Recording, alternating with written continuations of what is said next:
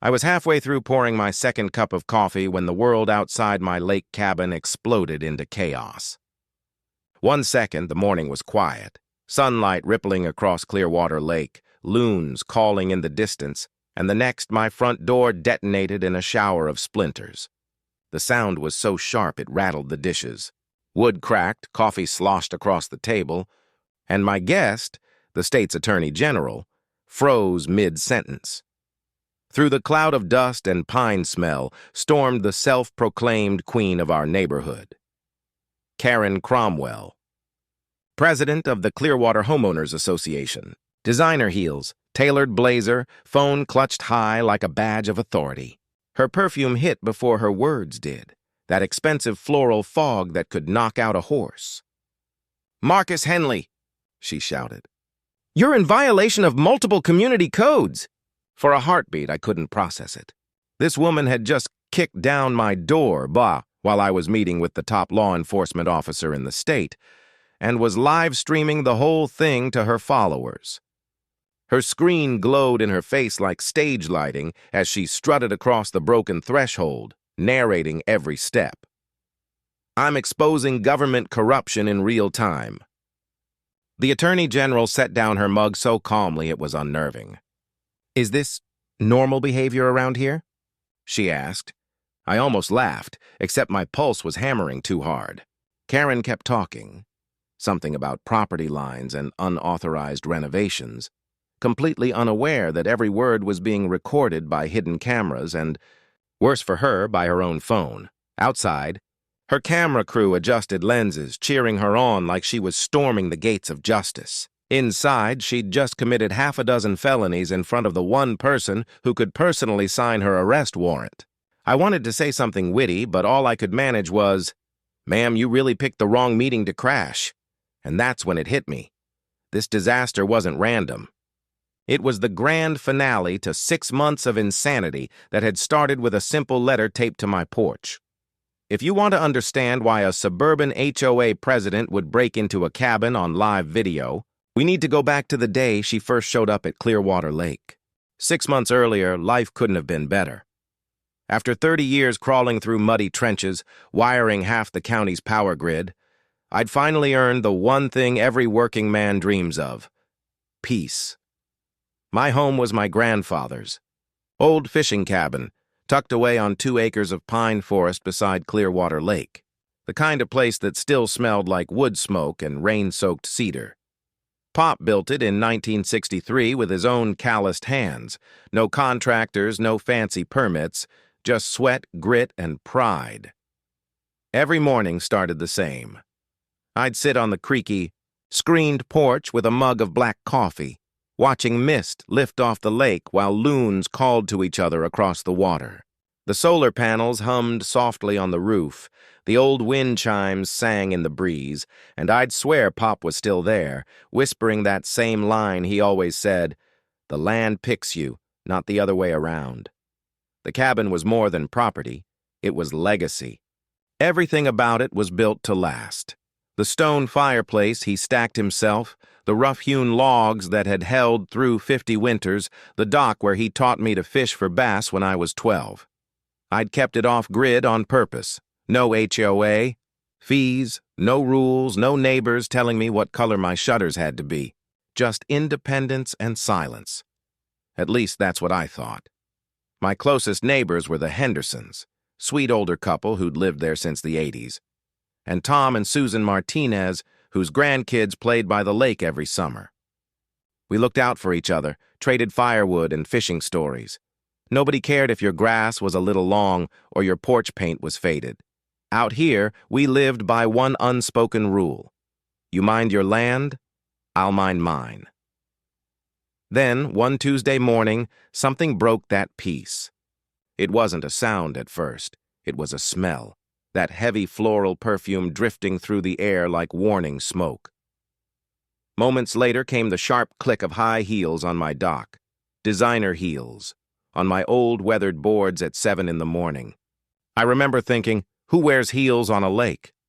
When I stepped outside, there she was, clipboard in one hand, phone in the other, perfectly manicured smile hiding something sharp. She didn't introduce herself, didn't say good morning. She just taped a bright orange notice to my screen door and said, "Violation citation. Your dock is unsightly and lowering community property values." I actually laughed, thinking it was a prank. "Ma'am," I said, "this property predates any HOA by 40 years. She gave me that look, chin raised, eyes full of quiet arrogance, and said, "Everyone on this lake answers to me now, sweetie." That was the first crack in paradise. I didn't know it yet, but that single piece of paper was the opening. Shot in a war I never asked for, one that would end with federal agents, handcuffs, and a live stream watched by thousands. If the devil ever needed a spokesperson in designer heels, her name would have been Karen Cromwell. 58, perfectly styled hair, sunglasses the size of dinner plates, and a pearl-white Escalade that looked like it belonged in a music video, not on a dirt road. The license plate said, Rule 1. That told me everything I needed to know before she even opened her mouth. She'd just moved in from California, some gated community where being the neighborhood dictator was apparently a full-time career. She wore her HOA president badge like it was a sheriff's star, and she carried herself like she'd been elected to rule the county, not a handful of lakefront cabins. The kind of woman who didn't ask questions, she gave orders, whether you'd signed up for her HOA or not. Her first move was to establish dominance. Within a week of her arrival, she was hosting community meetings in the lakeside gazebo, handing out printed pamphlets full of new rules. No unapproved structures, no personal gardens visible. From the water, no unpainted docks, and absolutely no unauthorized energy systems. That last one aimed squarely at my solar panels. Neighbors thought it was annoying, but harmless. We'd seen self-important newcomers before. But Karen wasn't just power-hungry. She was strategic.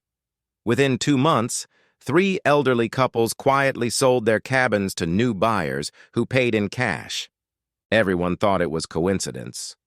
Looking back, it was her opening gambit. My personal war with her started the morning I found that first violation notice. Bright orange paper flapping in the wind like a flag of conquest. It accused me of lowering community property values because my dock looked weathered. The dock Pop and I had built by hand. The one that had stood for 60 years. I tried to reason with her. Told her politely that my property predated her HOA charter by 4 decades. She smirked like she was dealing with a confused child. "Sweetheart," she said, "you're welcome to appeal, but the board always sides with me." That was the moment I realized this wasn't going to be a misunderstanding. This was going to be war. Over the next week, I got 3 more citations. One for unauthorized solar installations, another for non-compliant vegetation. Apparently my vegetable garden was offensive, and a third for improper signage. The only sign I had was the one that said, "Welcome to Pop's Place." Karen wasn't enforcing community standards.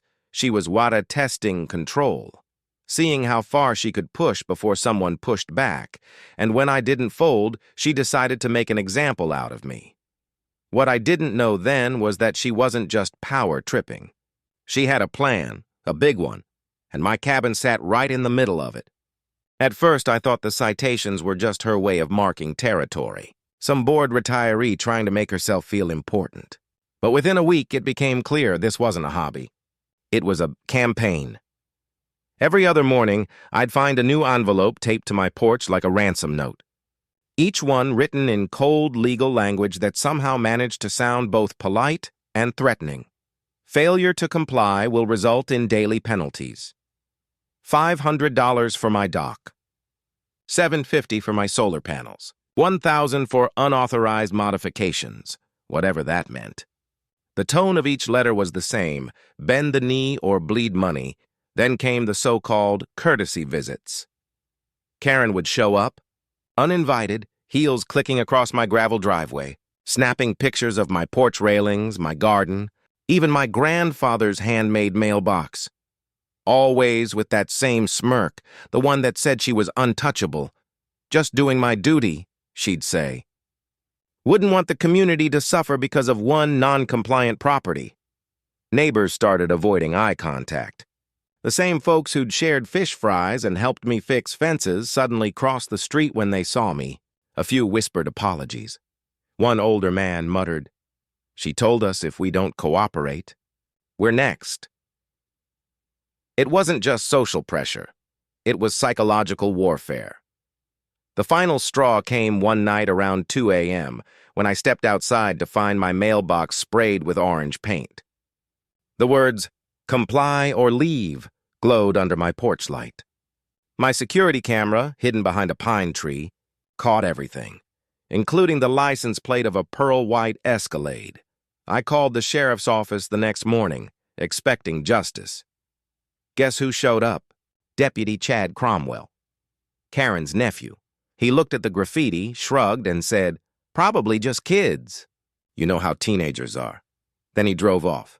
No report, no photos, nothing. That's when I realized this wasn't just an HOA feud. She had connections, and she was using them. By the end of the month, I'd had 3 county inspectors show up on anonymous tips. One for my septic system, one for my solar wiring, one for environmental contamination. Every single inspection came back clean, but each one created a new paper trail, painting me as some kind of repeat offender. Pop used to say, when someone's trying to legal talk you out of your land, find the real reason they want it. So that's exactly what I decided to do.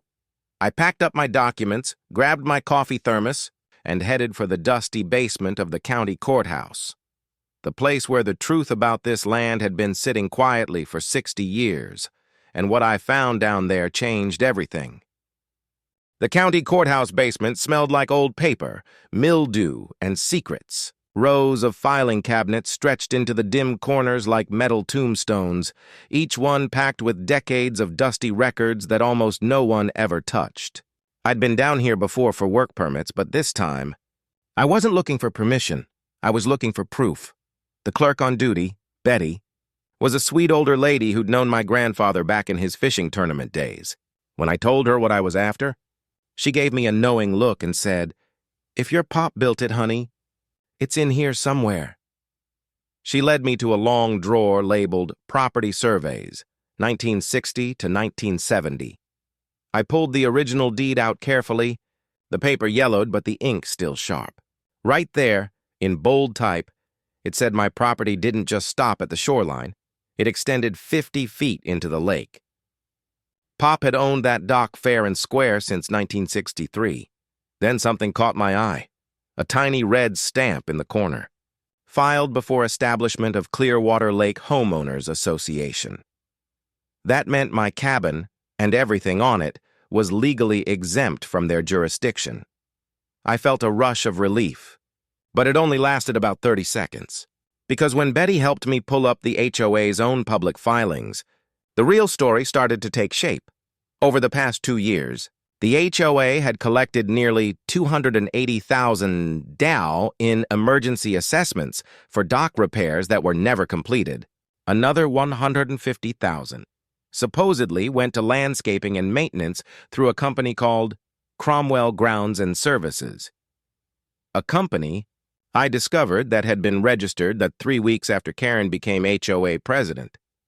And the cherry on top?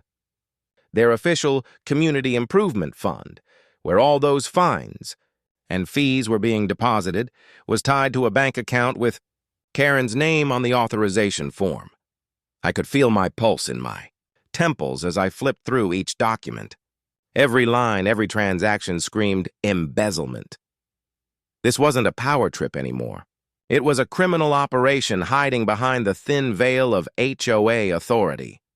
Betty leaned in close, whispering like the walls might be listening. "Marcus, this looks like fraud." "Real fraud. You need to take this to someone higher up." The realization hit me hard. Karen wasn't just shaking people down for power. She was stealing from everyone. Every fine, every fake violation, every intimidation tactic, it was all part of a bigger game. Drive people out, buy their properties cheap, and funnel the money through fake projects. I copied everything. The rough paper edges cut against my fingers as if the records themselves wanted to be noticed. When I walked out of that courthouse, I wasn't just angry anymore. I was armed. I spent that night at the cabin spreading everything across the dining table like evidence in a detective show. Receipts, property maps, emails I'd saved, HOA newsletters full of fake accomplishments. The pattern was crystal clear now. Karen Cromwell wasn't a control freak. She was a thief in heels running a $400,000 lakefront scam. And whether she knew it or not, her reign was about to end. Because if there's one thing Pop taught me, it's this. When you find the truth, don't just keep it, use it. So I called my old buddy Chuck Davis, the only lawyer I trusted, and told him everything. He went quiet for a long moment before saying, "Marcus, don't do anything rash. Let me make a few calls. If what you're saying is real, the Attorney General's office needs to see it." That night, as the lake reflected a perfect silver moon, I realized something.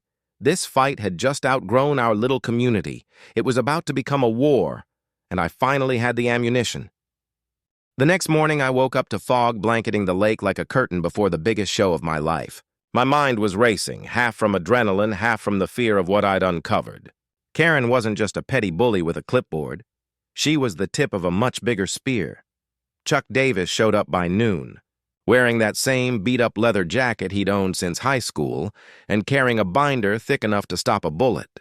We sat at Pop's old oak table, papers spread out between us like we were plotting a revolution. I walked him through every citation, every inspection, every community improvement fund withdrawal. He didn't interrupt once. When I finished, he leaned back, rubbed his chin, and said, "Marcus, this isn't just HOA corruption. This could be criminal racketeering." The word racketeering hit me like a hammer. I'd gone from arguing about dock boards to staring down a full-blown criminal enterprise. Chuck made a few calls, and by evening, we were on a video chat with a woman named Sarah Mitchell, senior investigator for the state attorney general's office. Sharp eyes, no nonsense. The kind of person who looked like she'd seen it all, and wasn't impressed by much. But when she saw the evidence, she actually smiled. "You may have just blown the lid off a statewide problem," she said. "We've been tracking similar HOA fraud patterns for months. It turns out my nightmare wasn't unique. There were other communities reporting the same thing: harassment campaigns, forced sales, and suspicious development deals.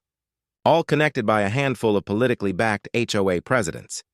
Sarah asked me to keep quiet for now. "We're building something bigger," she said. "But we need eyes on the ground.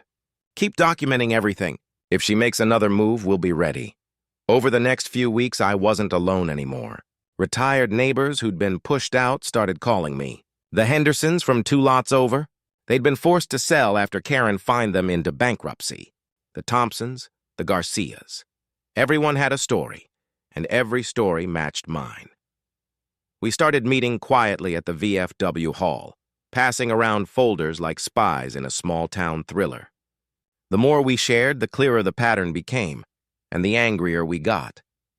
For the first time, Karen wasn't the hunter. We were. Sarah's team from the Attorney General's office began building their case. Wire fraud, embezzlement, extortion, you name it. But she told me something that stuck. "We'll need one solid incident caught on camera to make it airtight. If she's as reckless as you say, she'll hand us what we need herself." I didn't know it then, but she was right. Because when cornered animals lash out, they show their true teeth, and Karen Cromwell was about to bite off more than she could chew. The next morning, I woke up to fog blanketing the lake like a curtain before the biggest show of my life. My mind was racing, half from adrenaline, half from the fear of what I'd uncovered.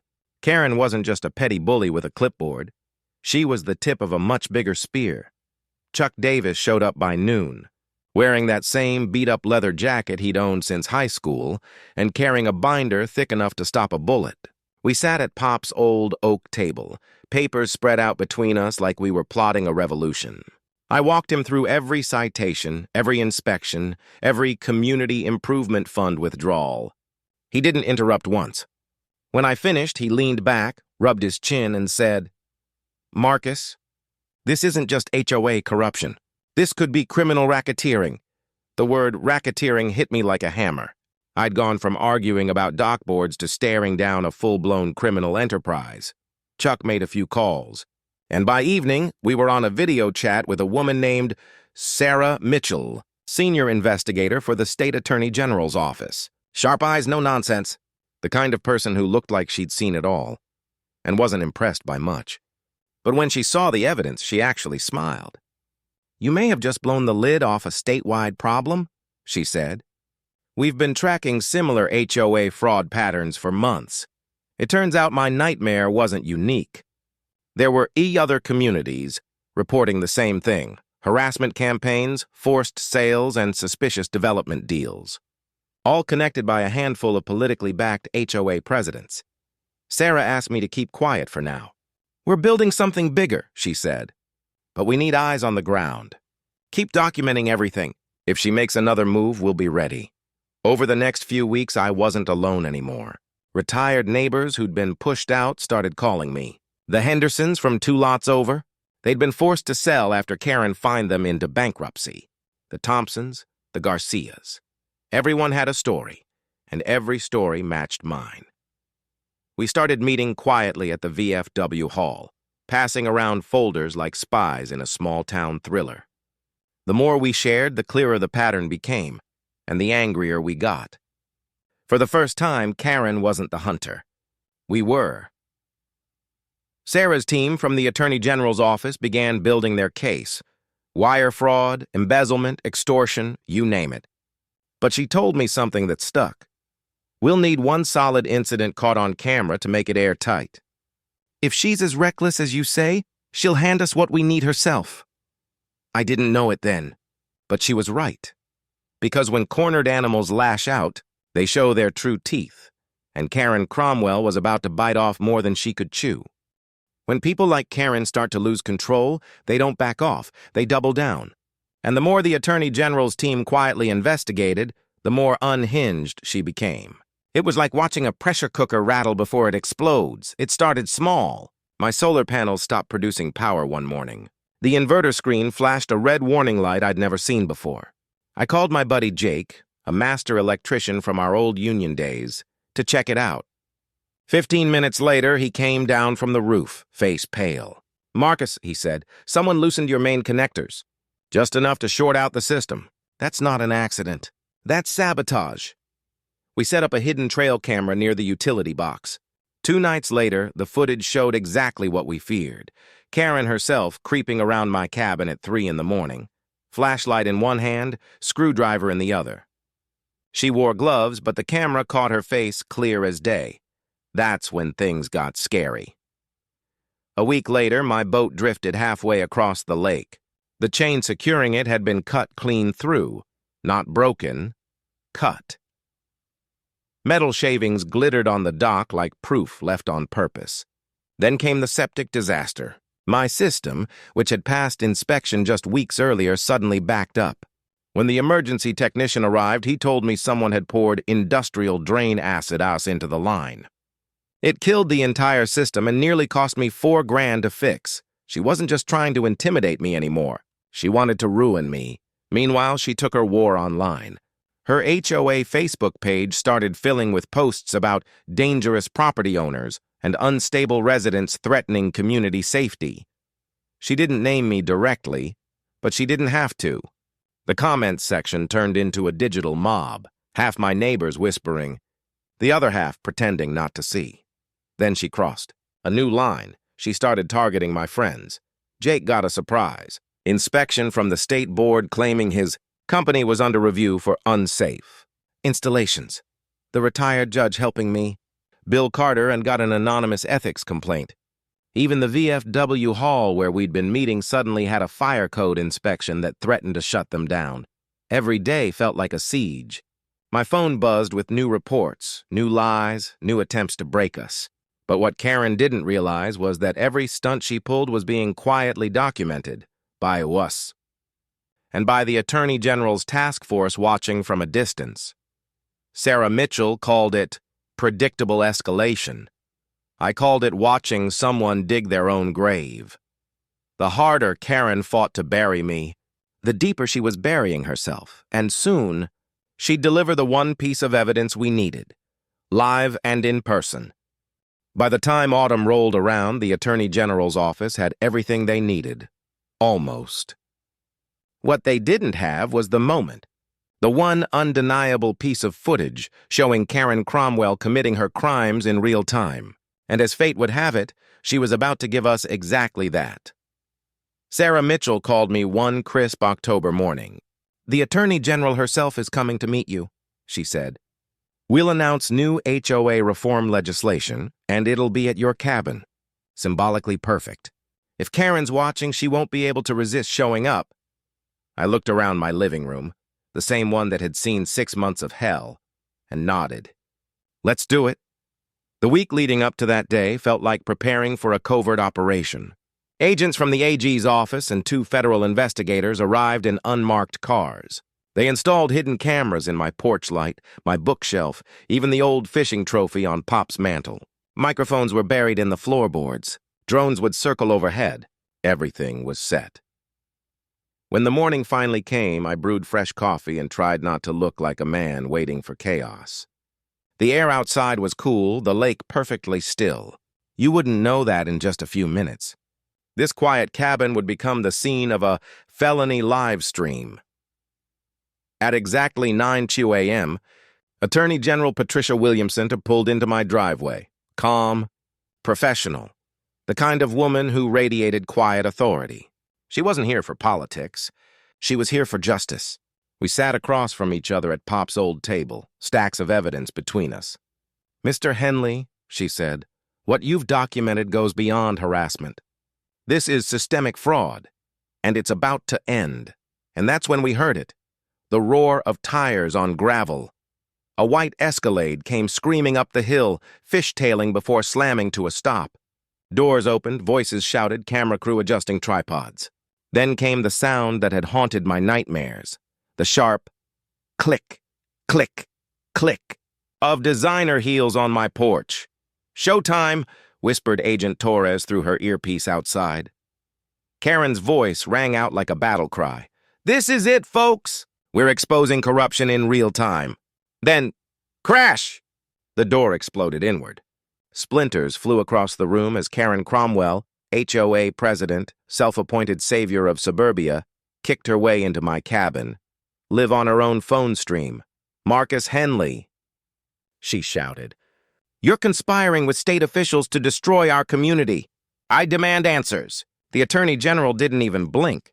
She stood slowly, brushed sawdust from her sleeve, and said in the calmest voice I've ever heard, "Mrs. Cromwell, I am Attorney General Patricia Williamson. You've just committed multiple felonies in my presence, and on your own broadcast."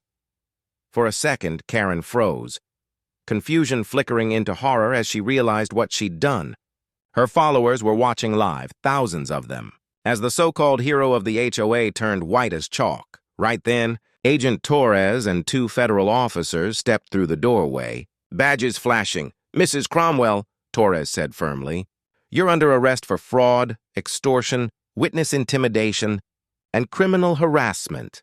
Karen stammered. "You can't do this. I have jurisdiction here." The Attorney General tilted her head. "No, Mrs. Cromwell, you had control. Now you have consequences." The sound of handcuffs clicking echoed through the room like a punctuation mark at the end of a long, miserable sentence. Her phone slipped from her hand and clattered to the floor, still streaming her arrest to an audience that had gone dead silent. I stood there beside Pop's old table, heart hammering. Finally free. 6 months of fear, threats, and sleepless nights ended with the most satisfying words I'd ever heard. "You have the right to remain silent."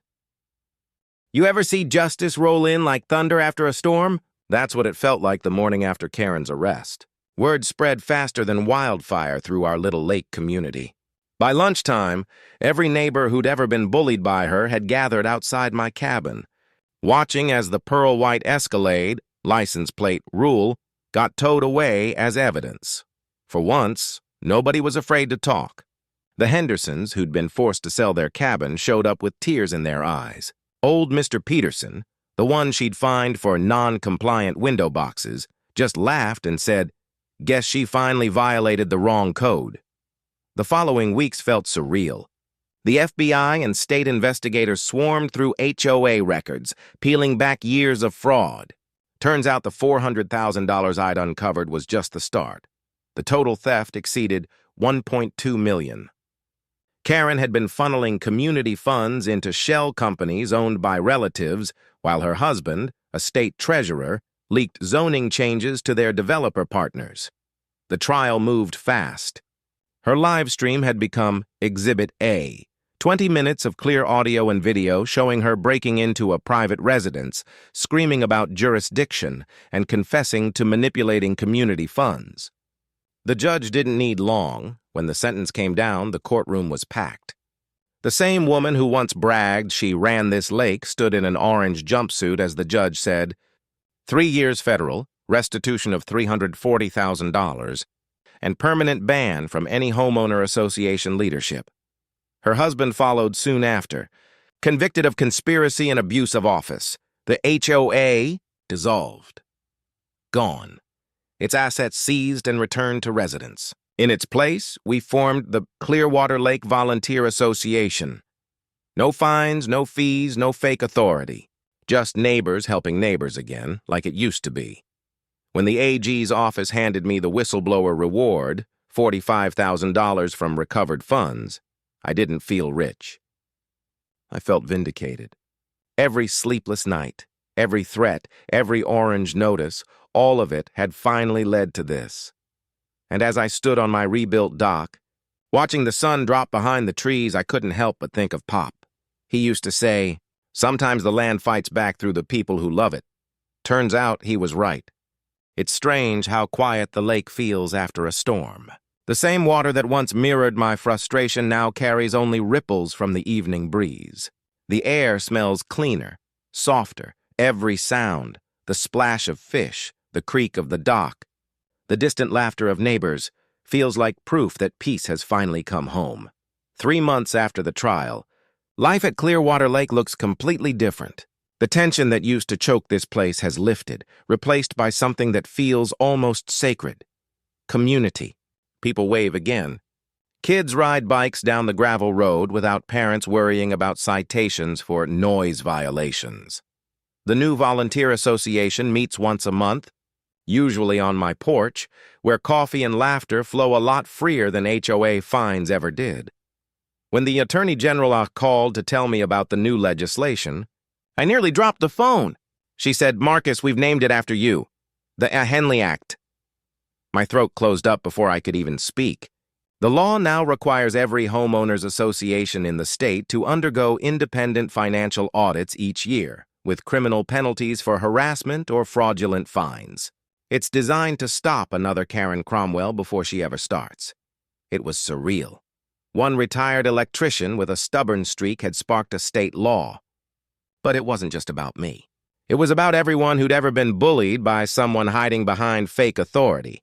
Reporters started showing up for interviews. A Netflix documentary crew filmed for 2 weeks straight, calling their series HOA Hell, How One Man Took Down a Criminal Empire. They paid me enough to build a guest cabin beside. Pop's old place, a safe spot for other victims fighting their own neighborhood dictators to stay while they regroup. But honestly, the money wasn't what mattered. The real victory was watching people come home. The Hendersons, who'd been forced out 2 years ago, bought back their property, at full market value this time. Old Mrs. Patterson returned from Florida saying, "I wanted to see this lake free again before I go." She threw a block party that lasted until sunrise, laughter echoing across the water like a blessing. Even the environment seems to be healing. The lake's cleaner, the loons are nesting again, and the air smells of pine and freedom. My off-grid setup, the one Karen once called an eyesore, is now featured in the state's renewable energy program as a model of sustainable living. They even send student groups out here to learn about solar and septic systems. I tell them the same thing Pop told me. Build things to last and stand up when someone tries to tear them down. Out of everything I earned, the thing I'm proudest of is Pop's Legacy Scholarship. I used part of the whistleblower reward to fund small grants for kids going into trade schools, electricians, plumbers, carpenters, real work for real people. Pop used to say, "Hands that build are hands that heal," and now that phrase is engraved on every scholarship certificate. Some evenings, I still sit on this porch and replay it all in my head. The chaos, the fear, the justice, the peace. The sun sets slow over Clearwater, the water turning gold, then purple, then black. My coffee cools in my hand as the loons call out across the lake, just like they did when Pop was alive. If there's one thing this whole mess taught me, it's that power only wins when good people stay quiet. Sometimes, all it takes is one stubborn person saying no loud enough for the world to hear. So, to anyone listening, if someone's trying to bully you off your land, your business, or your peace, don't back down. Document everything. Stand your ground. Because sometimes the little guy doesn't just win, he rewrites the rules for everyone else. This is Marcus Henley, signing off from Clearwater Lake. And remember, when the next HOA Karen comes knocking, make sure the cameras are rolling,